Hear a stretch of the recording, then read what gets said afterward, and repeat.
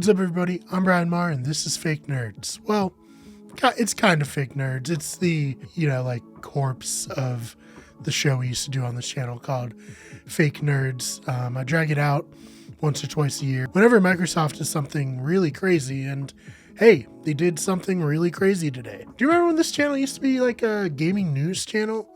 Probably not.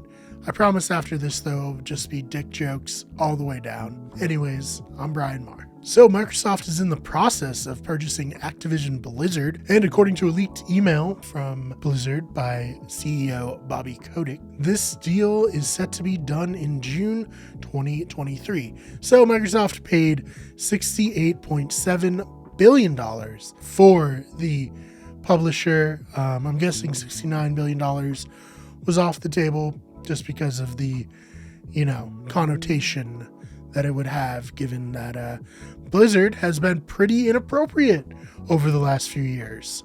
So this deal is insane. Now Microsoft has the opportunity to make games like Diablo, Overwatch, and, Call of Duty exclusive to their platforms. And I don't know if that's a good thing for the gaming industry. And this all could have been avoided if Scalebound had come out and been any good. Let me explain. Way back in 2013, it was announced that Platinum Games was working on a new IP for Microsoft called Scalebound. It was a role-playing game.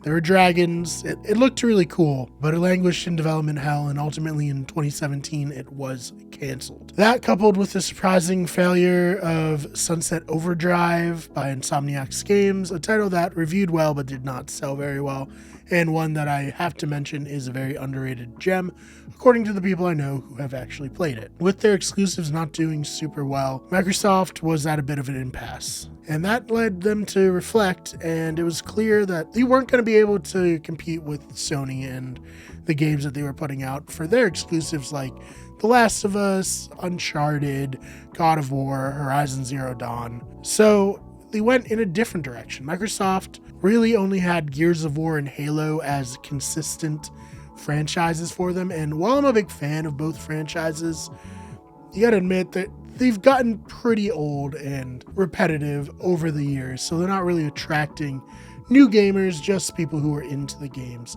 beforehand. So Microsoft changed up their strategy and created Xbox Game Pass, providing deep value and allowing subscribers to access a bevy of games for a low monthly price. Cutting deals with third-party developers to have their games on the service. So while you could get these third-party games on both consoles, realistically the best deal was just to get it on Xbox, and if you weren't really into the game or you were apprehensive about a game, you could try it out for a few bucks a month, and that's really where the success came. And this even led to a version of their next-gen console, the Xbox Series S, all digital console. The specs aren't quite as good as the Series X, but I have it. It was $300. It was a good way to get into the next gen without dropping a ton of money. Then in March 2021, it was announced that Microsoft had purchased publisher Bethesda, makers of such gaming mainstays as The Elder Scrolls and Fallout, as well as publishers of the recently revamped Doom and Wolfenstein franchises. Then just this week, it was announced that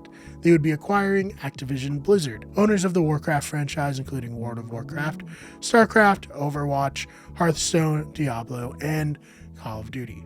Not to mention Crash Bandicoot, one of my favorite franchises, Spyro, and Guitar Hero, among many, many other beloved titles. So it's already been revealed that Elder Scrolls 6 will be exclusive to the Xbox platforms, and because of that will be on Game Pass.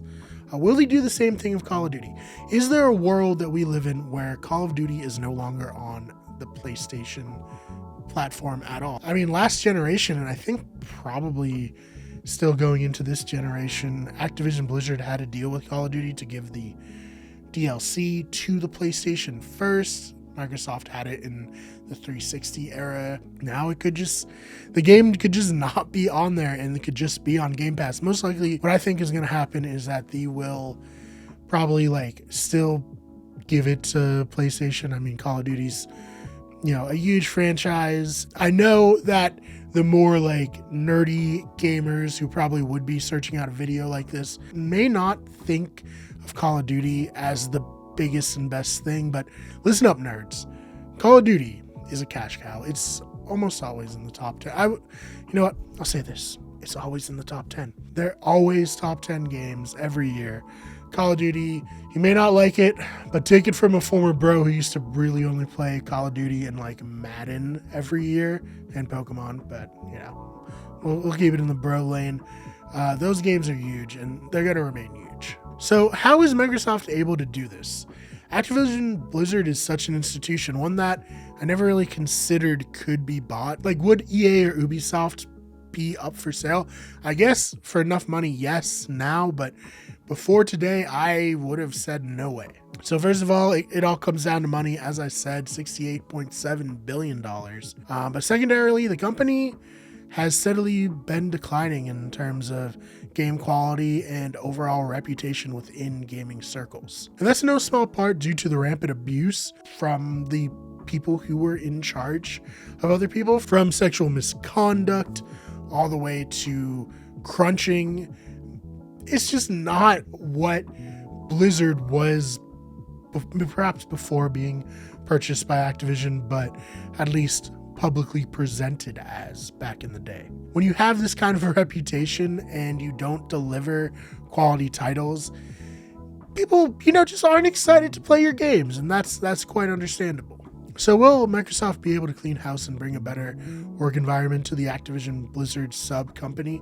I certainly hope so. Blizzard was once held up as one of the industry's best publishers, and that reputation is all but gone now. It's exciting to see which games will come back. Like, are we going to get more Crash Bandicoot and Spyro? I certainly hope so. And will we finally be able to get Overwatch 2 sooner than later? This really does bring up a lot of interesting questions, specifically like, is this now an antitrust issue, given that Microsoft owns Bethesda, they own their own games, and now they own one of the other big companies?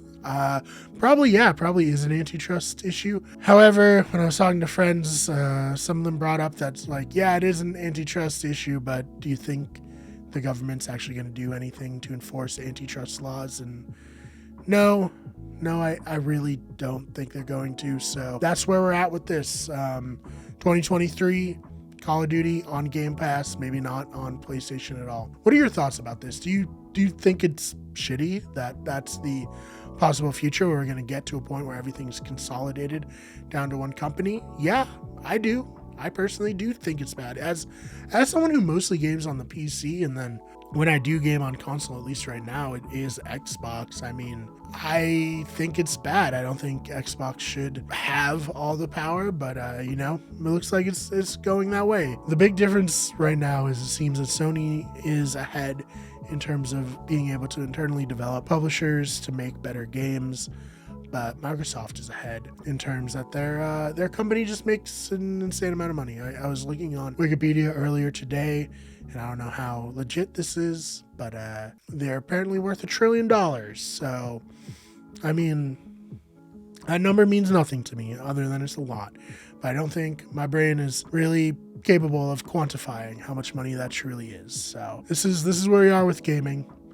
We'll see what happens, but interesting development nonetheless. I'm Brian Marr. I'm a fake nerd, and this has been some real news. Feels weird to say that, but should we bring this show back? I don't know. Probably not. You're probably not that into it, but I liked doing it, at least for today. And like I said, we'll have more sketches and comedy videos coming real soon, so you want to subscribe. Yeah, we'll see you in the next one.